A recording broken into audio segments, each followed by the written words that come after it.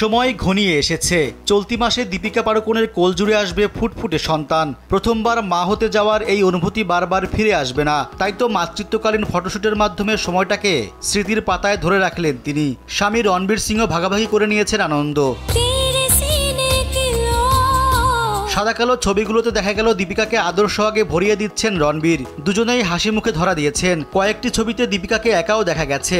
স্বল্প পোশাকে মেদহীন শরীরে উকি দেয়া স্ফীতদর, খোলা চুল আর হালকা মেকআপে তার চোখে মুখে মাতৃত্বের সুখানুভূতি স্পষ্ট।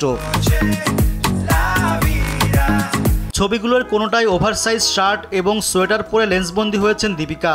কয়েকটিতে হবু মাকে রণবীরের সাথে খুশির মুহূর্ত ভাগ করে নিতে দেখা গেছে। একটিতে রণবীরকে পেছন থেকে তার পেট ধরে কাঁধে চুমু খেতে দেখা গেছে। অন্যদিকে আরেকটিতে একসঙ্গে হাসতে দেখা গেছে।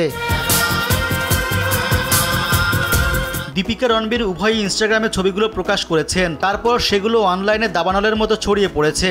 ভালোবাসা ও শুভকামনায় ভরিয়ে দিচ্ছেন মন্তব্যের ঘর। কেউ কেউ তো এই বলিউড সুন্দরীকে মাদার অব দ্য ইয়ার বলছেন।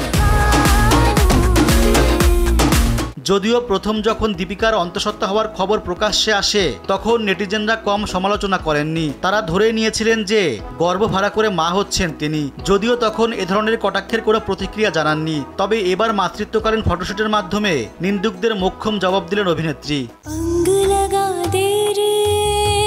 ভালোবেসে বিয়ে করেছিলেন দীপিকা রণবীর। 2013 সালে গলিও কি রাসলীলা রামলীলা সিনেমায় অভিনয়ের সূত্র ধরে কাছাকাছি আসেন তারা। কয়েক বছর চুটিয়ে প্রেম করার পর 2018 সালে ইতালির লেক কোমোতে গাঁটছড়া বাঁধেন। এর 6 বছর পর সন্তানকে স্বাগত জানাতে চলেছেন এ জুটি। জানা গেছে সেই কাঙ্ক্ষিত দিনটি 28 সেপ্টেম্বর। মজার ব্যাপার হলো ওই দিনই দীপিকার প্রাক্তন প্রেমিক রণবীর কাপুরের জন্মদিন।